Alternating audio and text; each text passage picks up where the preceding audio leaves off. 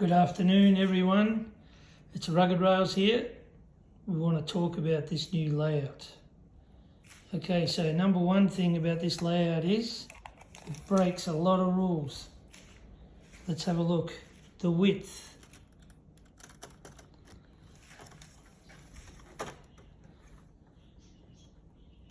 $800mm.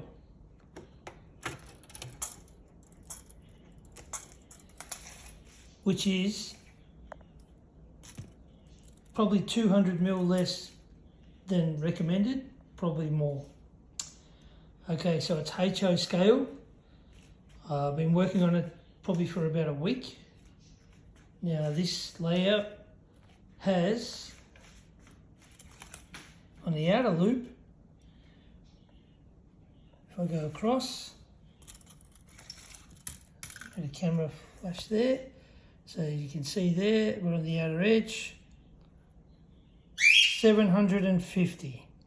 So 750, that's at least 150mm less, or 6 inches, if you want to say. Probably 7 actually, I think, or 6. 6. Okay, and then the inner loop, put it there,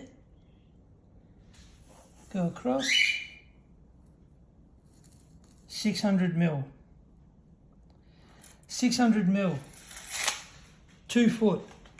Recommended radius, 900mm. So we're a foot under. What's going to run on this? I don't know. I didn't know until I started building it how I'd go. And this is just the first video in a couple of different ones I'll do, because I know people don't like to watch long videos. On one track on the inner loop, we have a Bachmann F7 Royal Gorge with some Tyco coupled goods wagons. I think they're 20 footers. Not really perfect on that. That's our big boy. She doesn't run. That's just a model, which I've glued down there. Then on the outer loop, we have some model power. I think it's a shark nose. I don't know what the actual designated number is for a shark nose on these, but anyway. And that has unmodified Tyco style couplings, or I don't know, I think they call them horn style or something. Okay, and as you can see, there's 4 coaches on there. We've got our bridges. I did make a mistake on this layout, which you'll show you here. I put that bridge side too close, and every time these carriages went through, the steps went bang and calamity. So I had to rip that off and replace it. But that wasn't a big deal, because it's only the Tyco coaches that have the step coming out. So here the idea is, of course, to be the staging track for 2 sides. You run your train out, goes around. One controller's running both. It's only DC, an old Bachmann controller. And you can run it around 2 trains, or you can run point to point. You could run 1 train out of here all the way around, come right around, back in here, open up these points, run it into this loop, and then around, stop at the station here, uncouple, and then reverse the engine all the way around, come back to the coaches at the front, and then take it back around onto the outer loop, all the way back out around, and then come back onto the staging track. So I think for the size of this layout, which is 800mm wide, and I'll give you the length.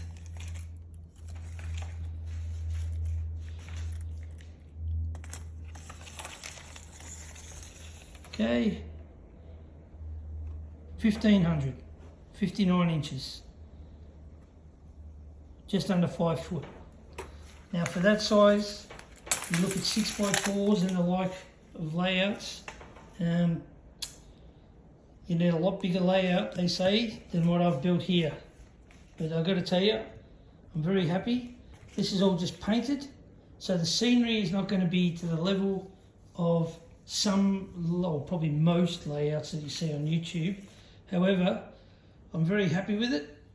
And I actually got sick of trying to do scenery all the time and bring it up to the standard that I see on there. I was like, you know what, I got into this at the start just to run trains and have fun, and I started to feel like I was losing that feeling.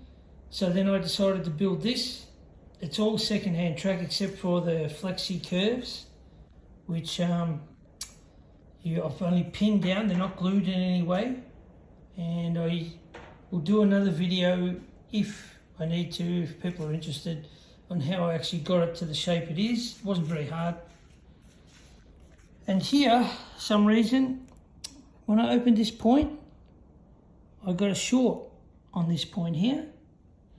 So what I did is I had to put a plastic joiner there, that one right there. Sorry, my old eyes, right there. And it fixed the problem straight away. So what I'll do is I'll keep this video short. I see that I've knocked a wire out here. Just let me pop this back in. So I haven't really wired this up. This is all testing. Okay. Hopefully that's enough to do a test. Boring. All right, here we go. Let's see how these locomotives perform on such tight radiuses, and I'll let you decide. There'll be more videos on this layout, but today this is the first one. Here we go.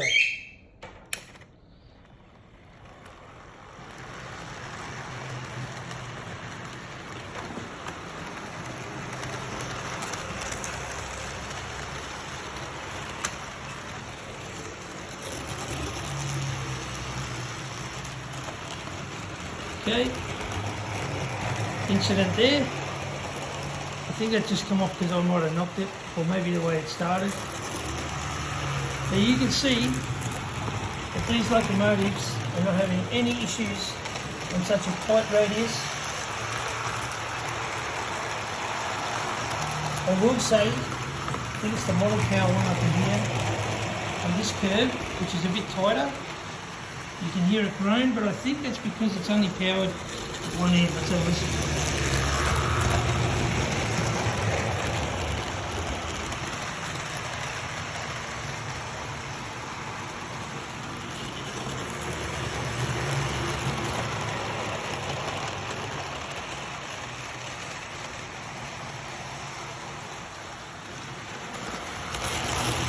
How good is that? I'm actually running trains without all the extra work that normally involve building fiddle yards and all these things, which is fine for everyone else. But frankly, like I said, my thing is just to enjoy them. I can spend more time servicing them, looking after them, perhaps modifying some that won't run around this so that they do. Yeah. So if you have any comments or questions, feel free to send them to me. I'm sure there'll be something.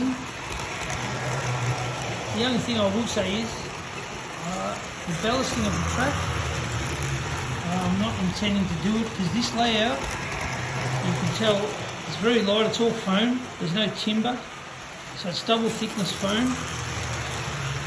I'm going to paint this into like some sort of riverbed there.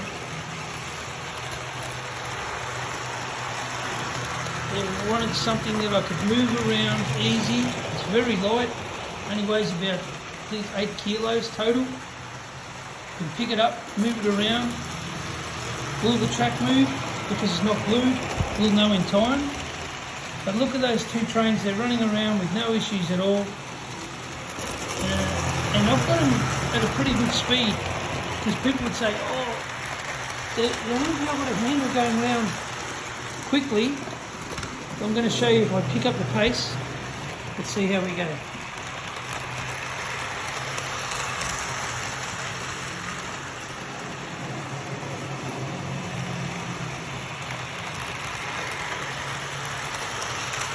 So I'll show you. I'm at probably 3/4 speed on such a small layout. Let's go a little touch more. And they're moving pretty quick. Around very, very tight radius. Not recommended radius. Not a problem whatsoever. Alright, I'll do some more videos. See you soon. Enjoy.